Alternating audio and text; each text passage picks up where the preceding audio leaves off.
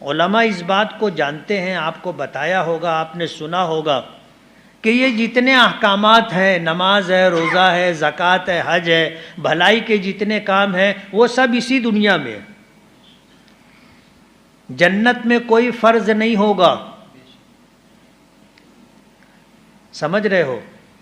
جنت میں کوئی حکم نہیں ہوگا، جنت میں آزادی ہوگی۔ ہمارے ساتھی کہتے ہیں کہ اس دنیا میں رب چاہی زندگی گزارو، آخرت میں جنت میں اللہ من چاہی زندگی عطا کرے گا۔ اب ظاہر بات ہے، من چاہی زندگی کیسی ہوگی؟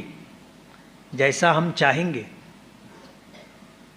جیسا ہم چاہیں گے جنت میں ہمارے لیے ویسا ہی ہوگا۔ اور ایک جنتی کو اللہ پاک کیا دیں گے ہم سوچ نہیں سکتے۔ سمجھنے کے لیے اللہ کے رسول صلی اللہ علیہ وسلم نے ایک واقعہ ذکر فرمایا، بخاری شریف کی روایت ہے کہ سب سے اخیر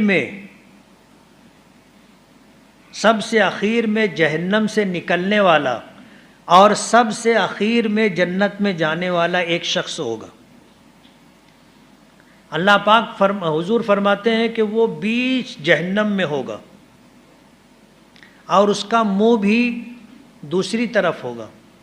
ایک زمانے تک عذاب ہوتا رہے گا، جہنم کی آگ میں جلتا رہے گا۔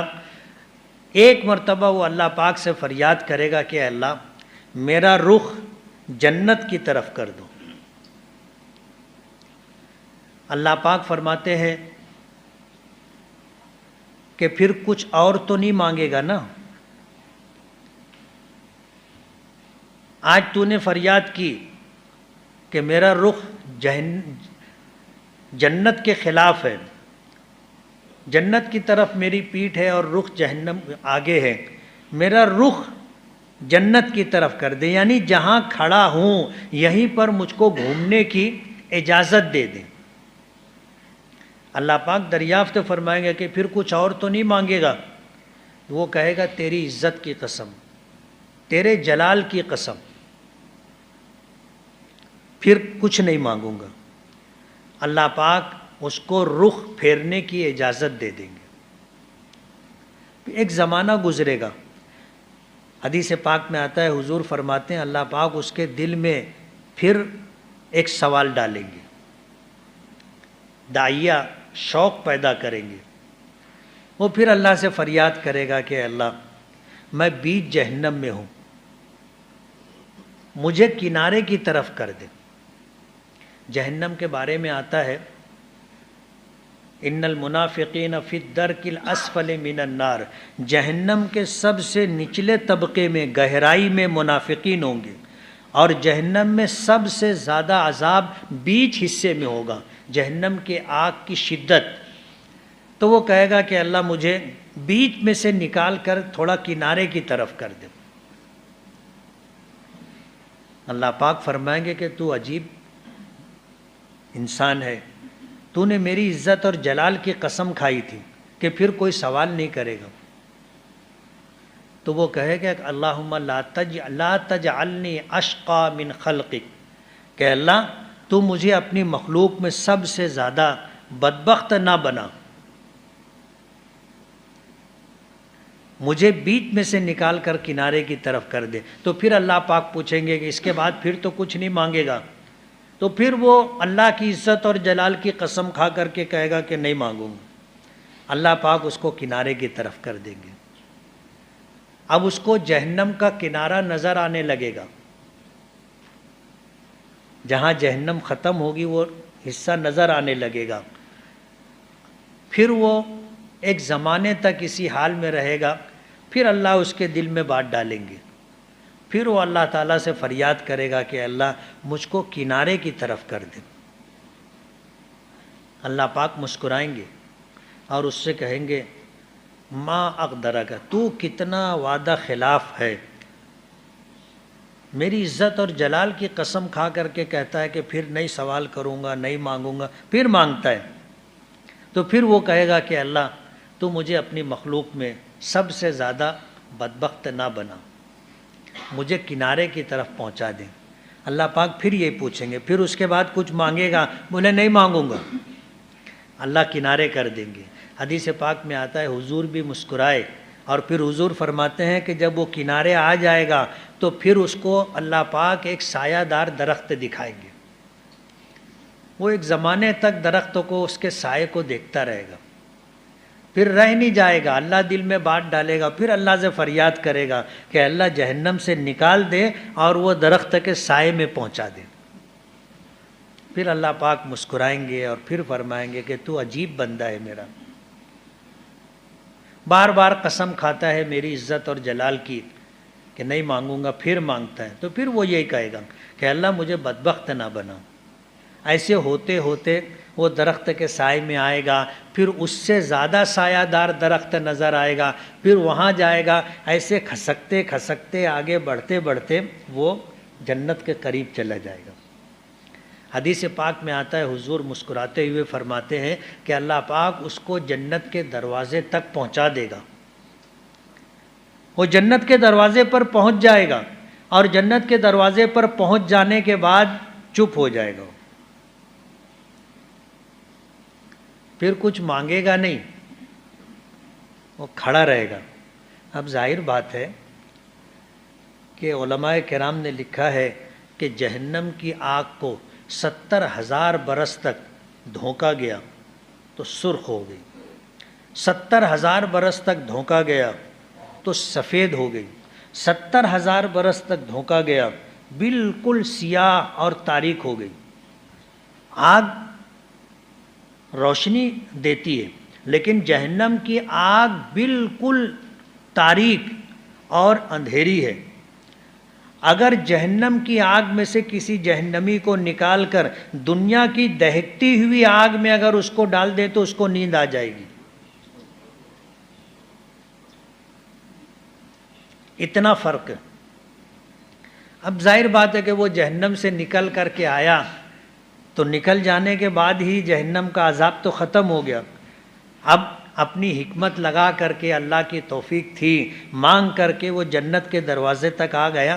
حضور پاک صلی اللہ علیہ وسلم فرماتے ہیں کہ دروازے پر آنے کے بعد وہ ایک زمانے تک خاموش رہے گا اور اللہ اس کی فریاد کا انتظار کرتے رہیں گے۔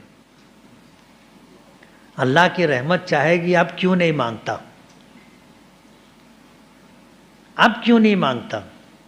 اللہ دل میں بات ڈالیں گے، پھر وہ اللہ سے مانگے گا کہ اللہ اب دروازے تک پہنچا دیا ہے، صرف ایک قدم کا فاصلہ ہے۔ کتنا فاصلہ ہے؟ صرف ایک قدم کا۔ تو اللہ سے فریاد کرے گا کہ اللہ دروازے کے باہر ہوں، مجھ کو اندر کر دے۔ اندر جانے کا مطلب یہ ہے کہ جنت میں داخل فرما دے۔ اللہ پاک اس کی فریاد سنیں گے، جنت میں پہنچا دیں گے۔ جنت میں داخل ہونے کے بعد اللہ پاک اس سے فرمائیں گے مانگ کیا مانگتا ہے، مانگ کیا مانگتا ہے۔ اب ظاہر بات ہے کہ آدمی اپنی حیثیت کے مطابق مانگتا ہے۔ بہت بھوکا آدمی ہو، آپ اس کو بولو کہ مانگ کیا مانگتا ہے تو وہ کیا مانگے گا؟ وہ بولے گا کھانا کھلا دو، یہی مانگے گا نا۔ اب بھوکا آدمی ہے اور بہت کئی دن کا بھوکا ہے، آپ اس کو بولو کہ مانگ کیا مانگتا ہے تو وہ یہ تھوڑی کہے گا کہ آپ مجھے تاج محل دے دو، وہ بولے گا مجھے کھانا کھلا دو۔ اللہ پاک سے آدمی مانگتا ہے اپنی حیثیت کے مطابق مانگتا ہے، اور حیثیت کے مطابق نہ مانگے تو لوگ اس کے بارے میں کچھ اور کہتے ہیں۔ وہ سکندر بادشاہ کے بارے میں آتا ہے کہ کسی درباری کی بات سے خوش ہو کر کے اس نے اس سے کہا کہ مانگ کیا مانگتا ہے، تو اس نے کہا کہ مجھے 1 درہم دے دو، 1 درہم دے دو۔